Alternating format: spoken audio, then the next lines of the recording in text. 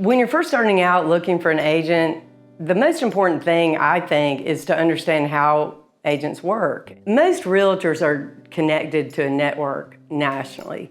So if you've got a realtor that is in your family or you're moving to a different city, and they could probably connect you with someone really good. And if you do that, that's great, because the realtor that you're connected with would have to report back to the one that you know.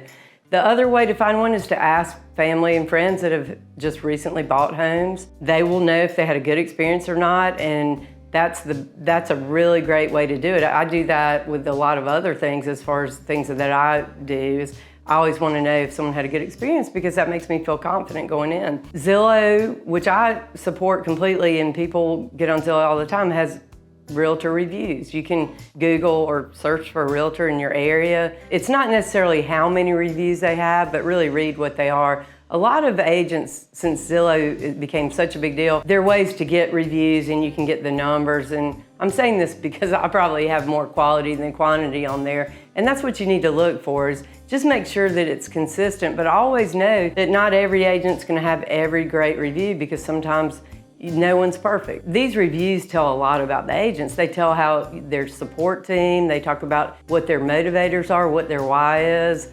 And so I think that's helpful too.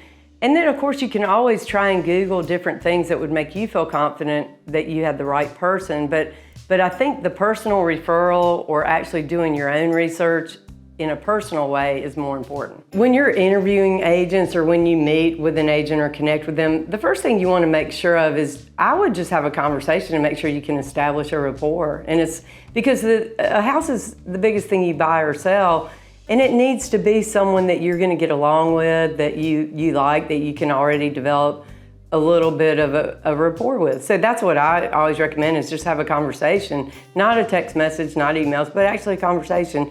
And then set up a meeting if you can do it in person. Make sure their availability matches what yours is, that they know what your timeline is and they can accommodate that. I think when you're interviewing an agent or trying to decide who you're going to use, it's good to make sure that your work style, that the way you communicate is similar, and that complements each other. So you want to make sure too, like I have a support team, so they represent me, and they treat people the same way I do. A lot of people want to know, am I going to be dealing with you or someone else? So you want to be really specific and set realistic expectations as an agent for the client.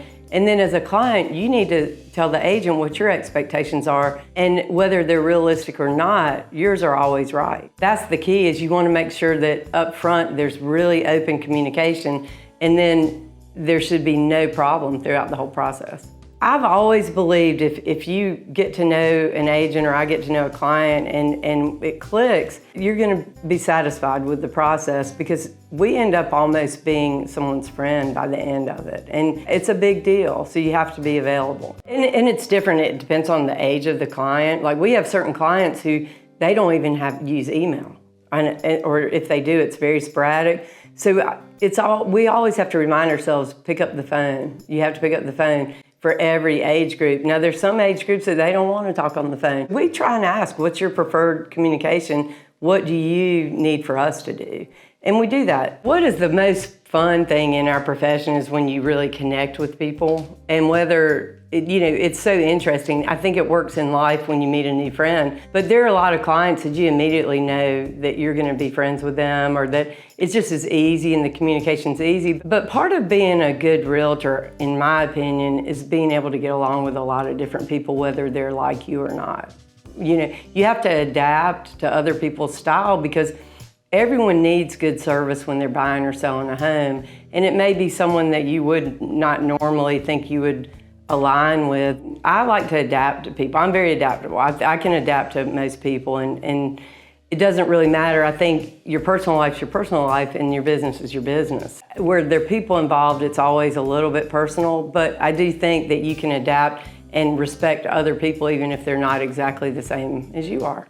So I always have people who ask me about different kinds of real estate that I don't necessarily specialize in. And what I've done over the years is, if there was any way possible I could learn how to do it and help them, especially if they're a client that I've worked with before, I try, even if I partner with someone who specializes in it. And that's what I like to do. So there's an agent who specializes in horse farms. And I personally don't have a horse or know anything about them. In fact, I'm a little bit afraid of them, but I love them.